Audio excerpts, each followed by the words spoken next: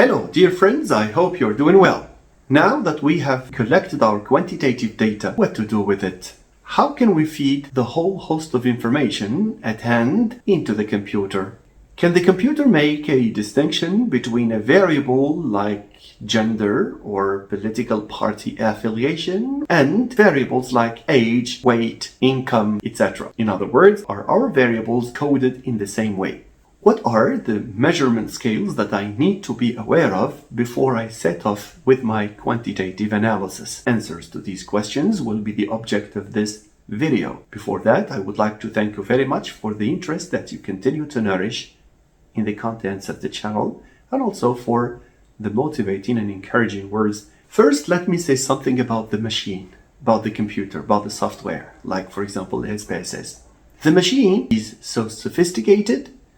Yes, it can handle all sorts of data. Yes, it can carry out mathematical and statistical operations in a fraction of a second. Yes, it can present you with tables with different forms in different shapes, but there is one thing it cannot do. It cannot correct the mistake of the researcher. If we feed the computer wrong data, we should not expect it to generate correct results. It does not do this type of job, unfortunately. And therefore, we have to be careful in feeding the computer with our data.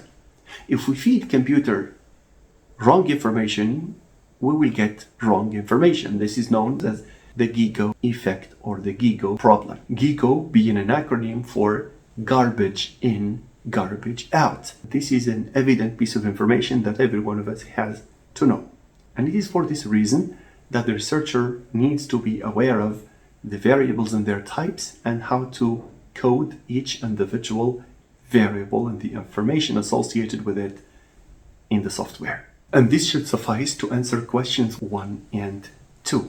And now let's cut to the main point. There are measurement scales that any researcher about to embark on a quantitative study needs to know. These measurement scales refer to different ways of assigning numbers to our variables and to the information associated with each variable. These measurement scales are nominal scale, ordinal scale, interval scale, and ratio scale. You can think of the French word noir as an abbreviation for these measurement scales. Now let's start with the nominal scale variable, or a variable that is coded on a nominal scale. This type of variable is coded in the form of numbers for the simple reason that the computer does not understand any other language than that of numbers. We keep repeating this. And therefore, the numbers we assign, for example, to a variable like gender, where we have male and female, we have to tell the computer that 1, for example, is assigned to M, to male, and to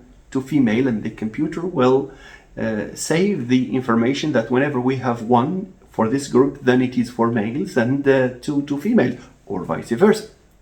The same thing applies to maybe political party affiliation. Number 1 for this or that party, number 2 for this or that party, and so on and so forth. The basic information here is that even if we have 1, 2, 3, and maybe 4 or 5, depending on how many levels we have for the variable, these numbers do not have any significance. They do not have any statistical or mathematical value. The numbers are there only for taxonomic reasons, only for classificatory reasons. They serve the purposes of isolating categories. Male, female, party 1, party 2, party 3, etc. It's much like isolating them by assigning colors to each party or any other level of a nominal variable. And the variable itself is called nominal and categorical because the numbers that we have for these levels are not purely quantitative. We use them only to isolate categories. Therefore, this variable is coded on a nominal scale or categorical scale, and we call it a nominal variable or a categorical variable. There is nothing, for example, in 1 for male that makes it better or worse, for example, than female. And there is nothing in 2 for female that makes it better than 1 for negative. This is it for the nominal scale variable. The second measurement scale that we are going to consider is the ordinal scale variable.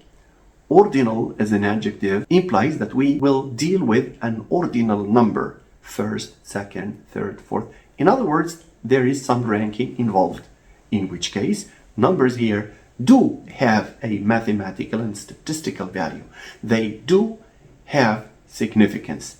1 is no longer the same as 2, similar to 2 or whatever, because we are not here to categorize, but rather to tell which comes first, which comes second, which is higher than the next higher, etc., which is the best, which is the worst. So mathematical value here is a property of these numbers. When I assign number 1 for the first athlete, for example, the one who arrives first, and assign 2 to the second athlete, to the athlete who arrives second, here 1 and 2 do have a mathematical value. It's not like the 1 and 2 for male and female. Examples of variables that can be scored on an ordinal scale are variables that have to do with frequency, like always, usually, sometimes, rarely, and never. This is what we refer to as a Likert scale. It's a 5-point Likert scale, where, for example, 5 can be assigned to always, 4 to usually, 3 to sometimes, 2 to rarely, and 1 to never. Of course, 1 here again is not like 3, it's not like 4, because numbers here reveal something. They reveal a difference in magnitude. Another good example that we can mention in this regard, the grades that students obtain on a particular exam. Let's imagine that we have 19 out of 20 as being the first grade. And let's imagine that the next grade is 14. By the way, it's also a good grade. And let's imagine that the third grade is 13. So the first student is the one who has obtained 90. What we observe is that in this scale, the points are not necessarily equidistant. That is to say, there is the distance between the points is not necessarily the same. Notice how 19 differs from 14. We have 5-point difference. We have a difference of 5 points. But between a 14 and a 13, we have only 1 point of difference. This means that in an ordinal scale, while numbers have a mathematical value, the distance between them is not the same, or is not necessarily the same. And this weakness is corrected by a third scale, which is known as the interval scale. An interval scale is much like an ordinal scale. The only difference is that in an interval scale, the distance between one point and another is the same as the distance between the third point and the fourth. Let's give an example. Now, when we consider, for example, a variable like age, and we may have intervals like 15 to 25, 25 to 30, 30 to 35. So if we take 15 to 20, we have a difference of 5 points. 20 to 25, we have a difference of 5 points. 25 to 30, the same thing. So what to remember about the interval scale is that it is much like the ordinal scale, except that the points on this scale necessarily or are necessarily equidistant. Another piece of information to remember about the interval scale is that the 0 point is arbitrary. What does it mean? An arbitrary 0 is the opposite of an absolute 0. Absolute 0 means that it's a real 0. It's a true 0. An arbitrary 0 does not necessarily reflect the reality of what is being measured. An oft-quoted example is the variable of temperature. Now let's imagine that we have a number of rooms, each with a given temperature. Room 1, 15 degrees centigrade. Room 2, 20 degrees centigrade. Room 3, 25 degrees centigrade. Just imagine we have a room with 0 degree centigrade. Does this mean that there is no temperature in this room? Even if it's 0, it's still a temperature. So the 0 here is not absolute. In the same vein, if there is an exam, for example, a language exam, an exam in composition, and for one reason or another, the teacher assigns 0 out of 20 to the student, to one of the students. Can we conclude that this student has 0 knowledge of composition? It may happen that the student, for example, has missed out on the thesis statement, has not organized his or her essay in an appropriate way. Maybe the paragraphs are not well organized, no topic sentence, no illustrations, and so forth. But does this mean that the student has 0 knowledge of composition? Very hard to believe. So here 0 is not an absolute 0. This weakness of the relative 0 is corrected by the 4th scale, which we refer to as the ratio scale. The only difference between the ratio scale and the interval scale is that in the ratio scale, the 0 is true.